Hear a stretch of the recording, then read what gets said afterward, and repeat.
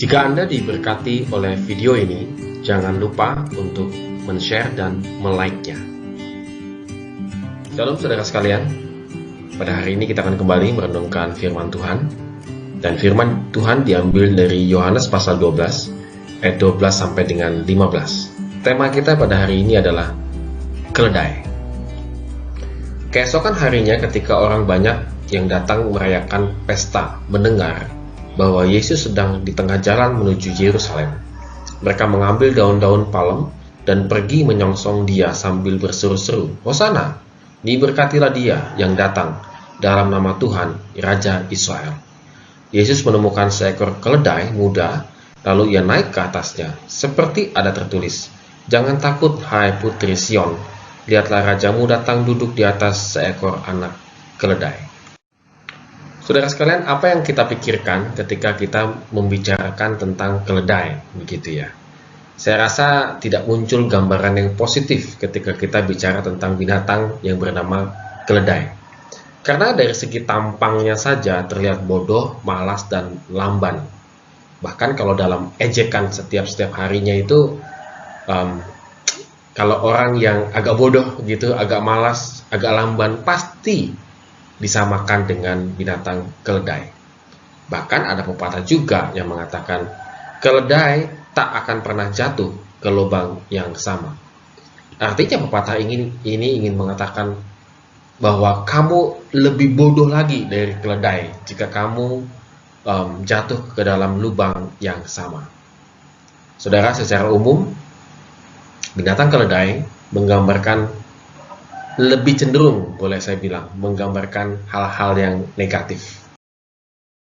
Namun menjadi pertanyaan bagi kita adalah, mengapa Tuhan Yesus memilih keledai muda untuk masuk ke kota Yerusalem dan disambut dengan gegap gempita, Hosana, Hosana. Wah, ini seperti raja begitu ya. Tetapi dia menunggang keledai. Memang, kalau ditinjau dari segi politis, kalau dia menunggang kuda, maka itu adalah simbol perang. Simbol bahwa Yesus sedang membawa pasukan perang.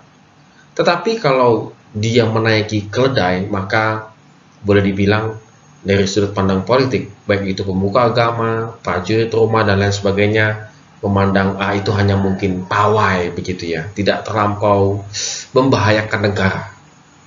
Nah, saudara, kita akan melihat bahwa keledai itu adalah binatang pengangkat beban. Kita akan sepakat untuk hal ini. Dia memang khususnya adalah untuk mengangkat beban. Keledai tidak pernah memilih pekerjaan. Tidak seperti kuda yang pemilih.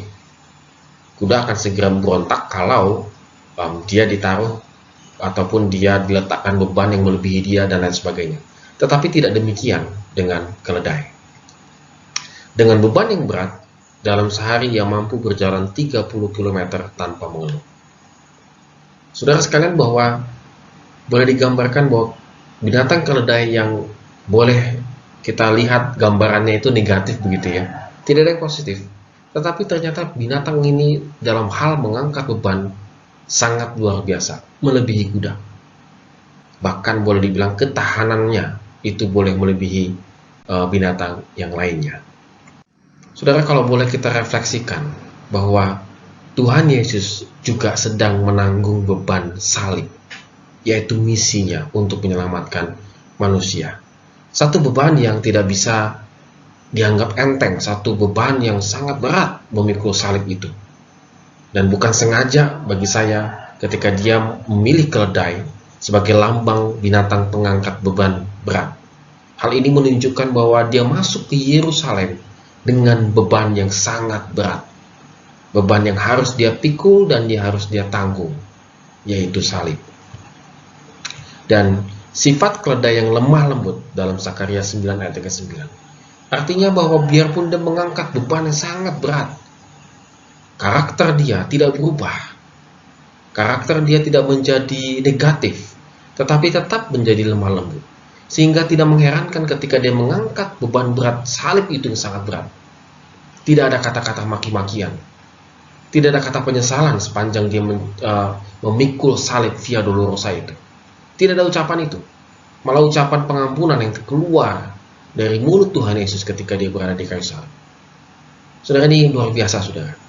Walaupun dia mengangkat beban berat, malah itu membuat hatinya tetap menjadi lemah lembut. Dan sifat keledai juga adalah setia terhadap Tuhan dan bebannya.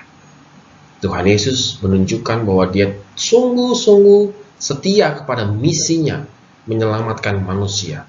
Dan dia tidak mengeluh dengan beban yang ditaruh di atas pundaknya. Saudara, mari kita merefleksikan diri kita pada hari ini. Apakah kita memang setia mengangkat beban kita? Ataukah kita setia juga terhadap misi tujuan Tuhan dalam hidup kita? Jika hari ini kita merasakan bahwa kita sedang mengangkat beban yang sangat berat, maka pandanglah Kristus. Dia telah mengangkat beban melampaui segala beban kita sepanjang hidup kita.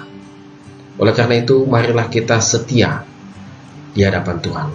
Walaupun kita sedang mengangkat beban, walaupun pundak kita terasa sudah sangat lelah mengangkat beban persoalan kehidupan kita.